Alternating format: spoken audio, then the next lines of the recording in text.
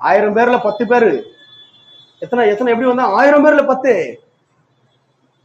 வந்து என்ன ஆச்சு? கடைசியில நீயும் ஜெயிக்கலையா? அப்ப யார் தாண்டா ஜெயிச்சீங்க? ஆதாம் உலகத்துல யாருமே ஜெயிக்க முடியாது. புரியுதா? ஒருவனுடைய கீழ்ப்படியாமைனாலே அநேகர் பாவிகளாக்கப்பட்டது போல ஒருவருடைய கீழ்ப்படிதல்னாலே அநேகர் நீதிமான்களாக்கப்படுவார்கள். ஒருத்தந்தான் எல்லாரும் என்ன பண்ணிட்டான்? தோல்விக்குள்ள மாத்திட்டான். அப்ப யாருமே என்ன பண்ணல? No one has got the success. No one is succeeded. ஒருத்தனும் ஜெயிக்கல. நம்ம என்ன நினைச்சிட்டு இருக்கோம்? 10 பேர் ஜெயிச்சா நினைச்சுட்டு இருக்கிறோம்.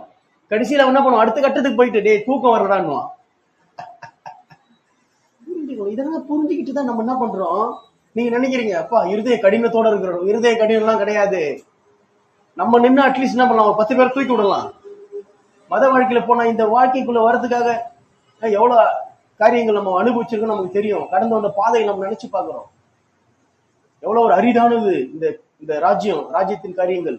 இது எவ்வளவு ஒரு விலையேறப்பட்டது. அதோட வேல்யூ எனக்கு தெரியும். அதனாலதான் இதை இழக்க முடியாது. யாருக்காக நான் இழக்க முடியாது. இதுல எல்லாமே எனக்கு இயேசு வந்த பிறகு வந்தவங்க நீங்க எல்லாருமே.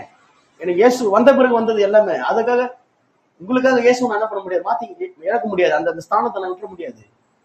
யாருக்காக இழக்க முடியாது. இயேசு அவருடைய ராஜ்யத்தினுடைய அடிச்சுவடுகளை ஃபாலோ பண்ணும்படி கர்த்தர் நம்ம அழைச்சிருக்கோம். இதுதான் புரியல. நம்ம ஒரு கலாச்சாரத்தை உருவாக்கணும்னு தவிச்சிட்டு இருக்கிறோம்.